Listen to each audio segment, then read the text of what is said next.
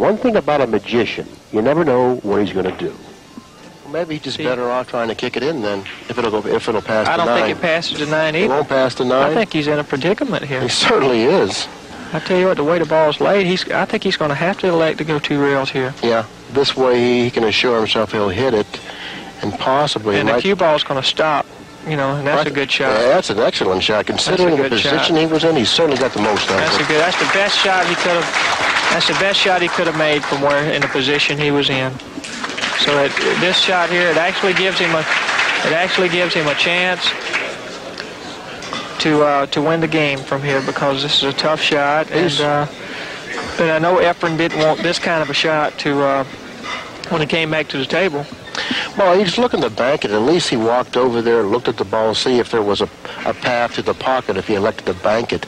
But as thinly as he cuts balls, I wouldn't be surprised if he cut it. I think the shot he's going to shoot here, Billy, he's going to spin it with outside and come around this way and shoot it in the right-hand corner, just like, oh, he shot inside on it. He spinned it with inside. Wow.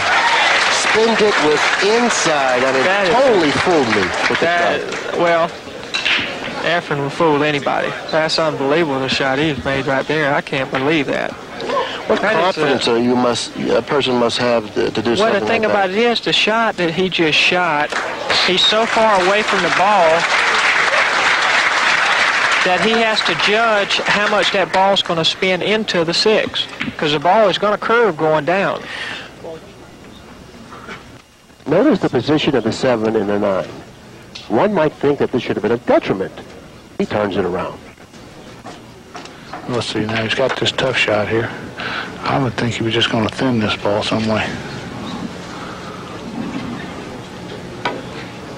You're right. Oh, he hit that so good. Did he hit that good? Wow. That's an awesome shot from there, and behind the 9 and 7. Awesome shot. Over a ball. Wow, what a shot. You know, there are actually rare times where we can actually use those fancy stroke shots that we practice.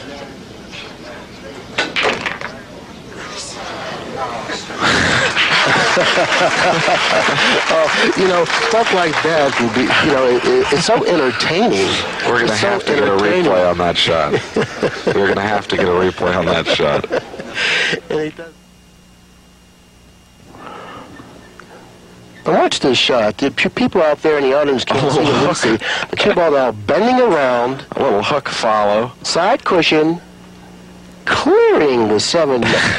Not by much, but by enough, naturally, ending up in perfect line for the 7. Now, who would have thought this was a 2? I'm telling you, he was thinking about missing that ball. Well, that's probably the problem. You know, shouldn't be thinking about missing it. Well, he did the right thing. He was thinking about missing it. He got up off the shot and moved around a little bit. But then he got down. He didn't shoot his natural rhythm. He got down. He took too much time. Instead, he should have got up again. Did somebody in the audience maybe... oh, well, it's something that happened. I didn't notice. Well, something could have happened. Because that, of course, can take your eye right off the shot and make you miss a shot like that. Look at this. Look at this. Played both. He played both. He played. If he misses the bank, he gets the 9 ball anyway. And that's well, Efren knows he's lucky to get a shot here. I mean, not just lucky, but he's very fortunate to get a shot there. Well, look at it. Whenever Reyes plays, crowds of people gather around in hopes to seeing something that's special.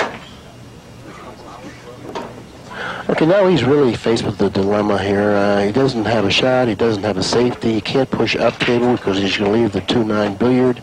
He can't push down table. He's going to find himself in another bad situation with leaving George an easy hook. There is a possibility that he could push into the area between like the 8 and the right-hand side rail and leave George only the our left-hand side of the 2 ball, not allowing him to play the billiard. Exactly. And that's exactly what he's done. He's used his good pool knowledge, like David suggested that he might do, and he pushed it onto a position on the table where the billiard is now not available. Well, and you know, the thing about here, George's decision is he knows that Efren Reyes is obviously the magician when it comes to playing safeties like the one we're getting ready to see.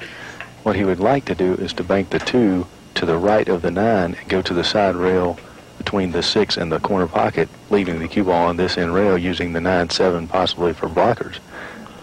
But that's very difficult from this position. So, well, like he said, he's the master of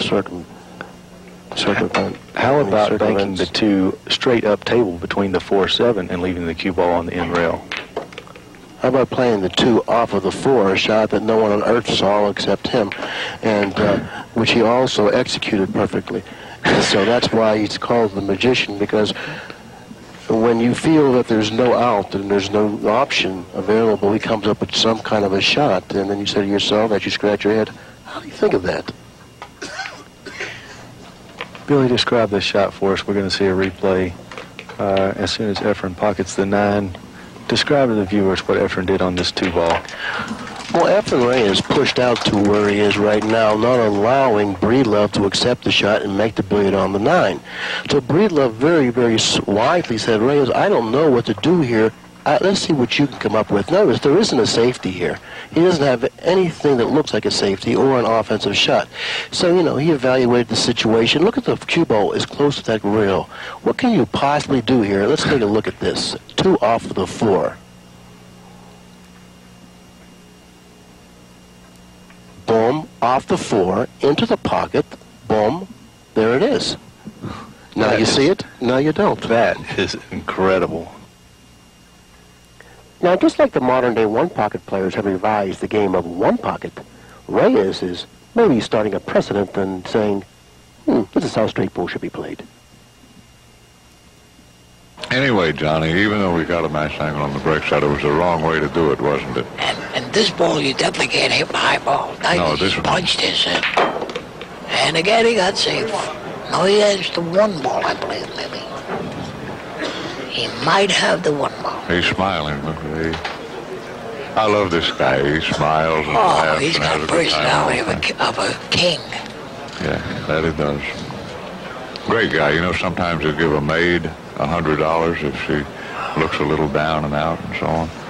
He's a class guy. He is a classy pool player. He's very good for the sport. Oh, no question about it. Well, you know, you and I have never been jealous of anybody's ability. The more good players, the better. I love it. I love to see good playing. And I love to see good players. And unique, Efren is. You can learn from him. I mean, he has different ways of going about things. He comes from a different country and banked it across the side. Now, see, I love this. This is aggressive straight pull. I like that.